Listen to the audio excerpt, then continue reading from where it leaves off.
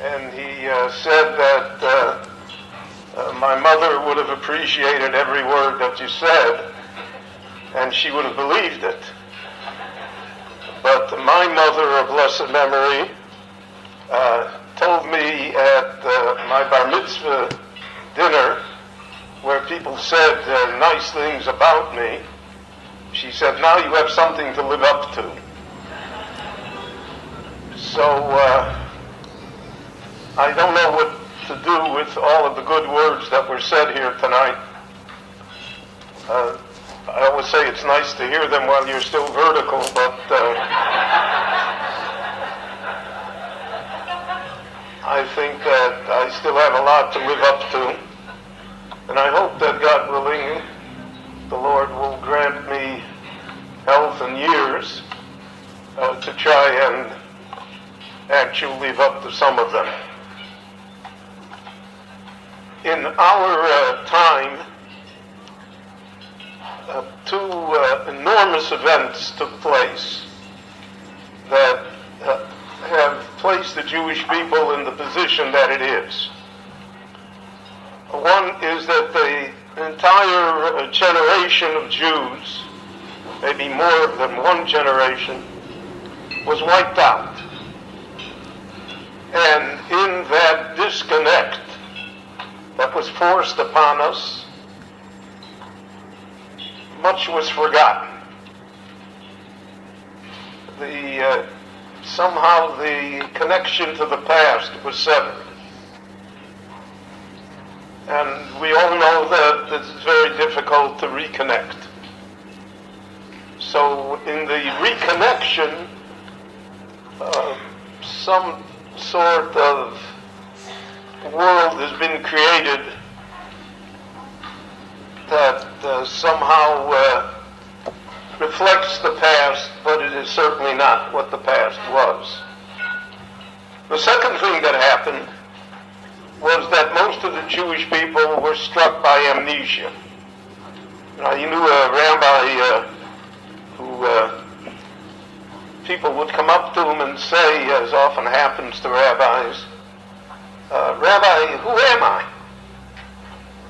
You know, you're supposed to recognize the person that prayed in your synagogue once 32 years ago.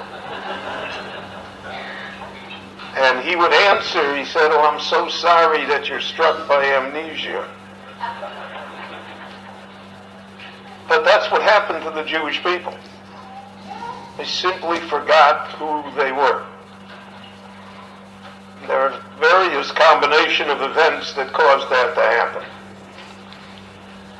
So when I wanted to create Destiny Foundation, I thought to myself that the main project of our time would be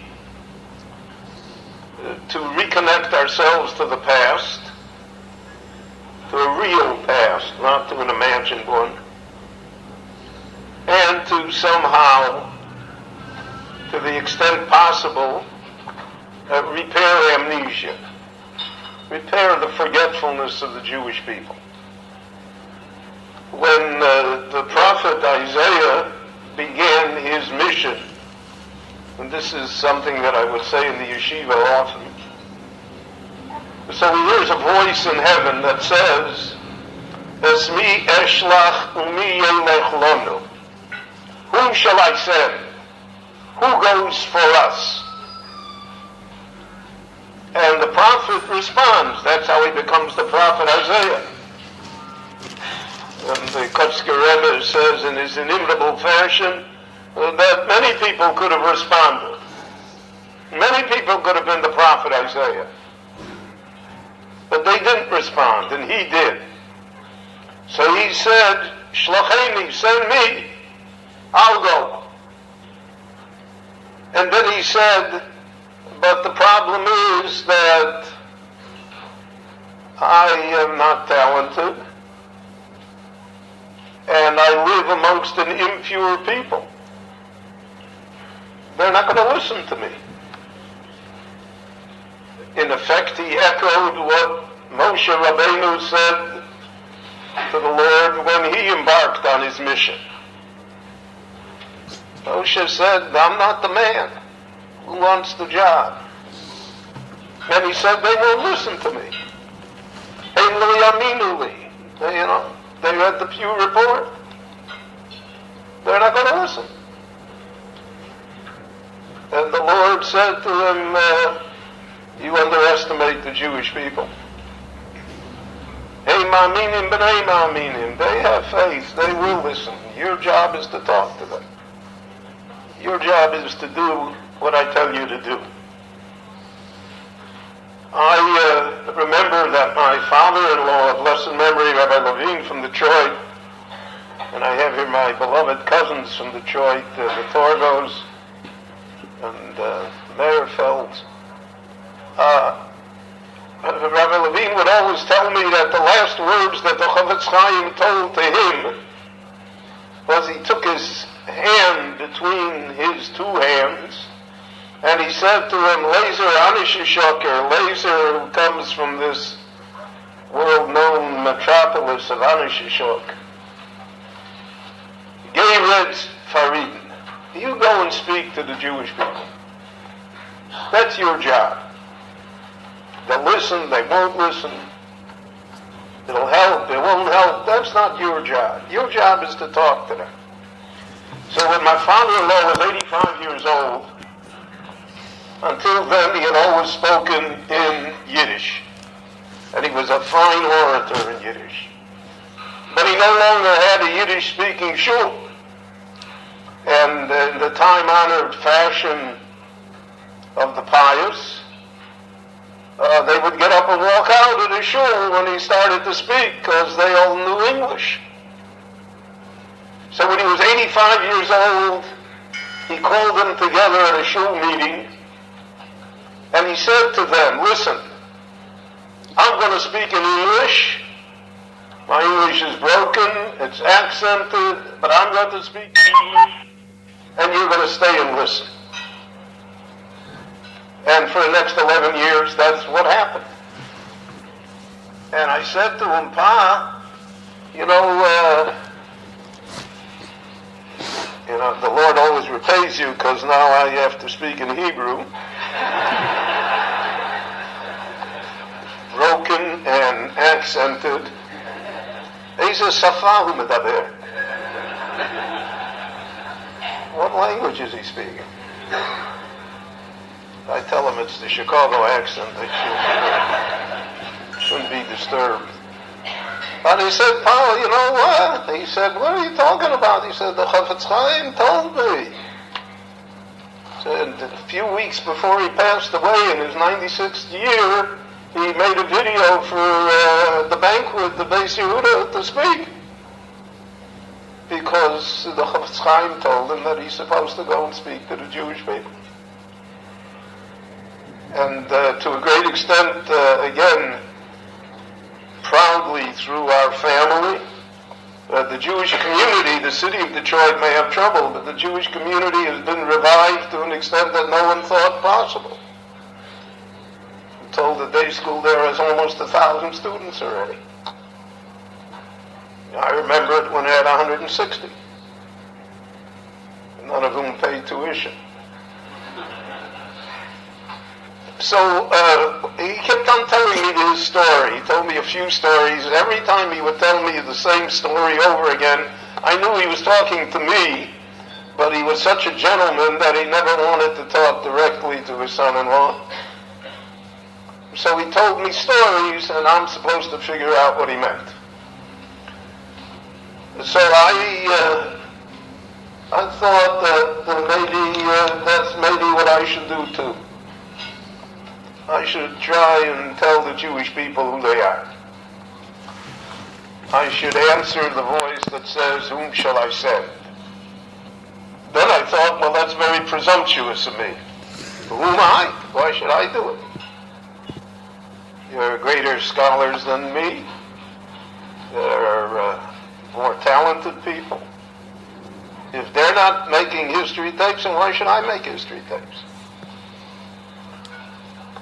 And then I remembered what Rabbi Yisrael Salanter told to to his Talmud, Rabbi Blazer.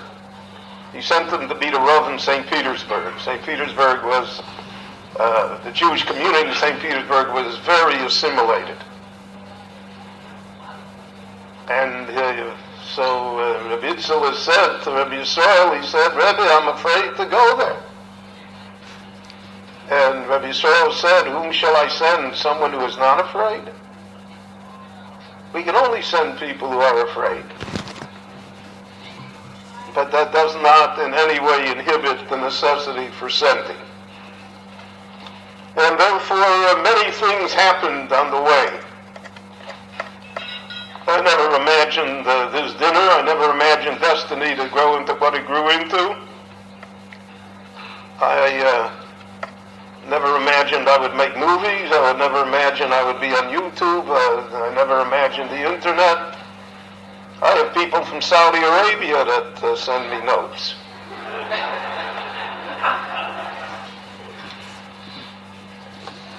This week, I think it's important to know, just this week, there's a school in Cody, Wyoming, that doesn't have a Jew within 400 miles. And the 8th grade teacher assigned an assignment to the 8th grade social studies class regarding Judaism. And I get 2 students from Cody, Wyoming, wrote to me this week, and they listed 10 questions about Judaism that I should answer. I don't know how they got to me. So originally I didn't answer. And then they persisted. They sent me the second time, sent the third time the emails. And my wonderful office staff, without whom nothing could have happened, including tonight,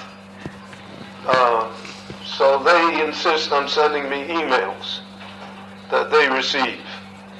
And I saw that they persisted, so I answered. And then I thought to myself, what in the world is going on? Why should an 8th grade teacher in Cody, Wyoming give such an assignment? And why should these 2, there are like 30 in the class, why these 2? And if they wrote to me, and I should answer them. Because who knows? Who knows what happens down the line? The Destiny Foundation is based on the idea of Shlach Lach Mechol Pnei Amoyim. We cast our bread upon the water. Who knows where it ends up? It can end up with Mike. It can end up with other people. It can end up in Saudi Arabia. I don't know. But our task is to tell the story of the Jewish people, and in our world today, to the world as well. And Destiny is a small part of that mission, small part of being able to tell that story. And one other point, and with that, it's been a long evening for me.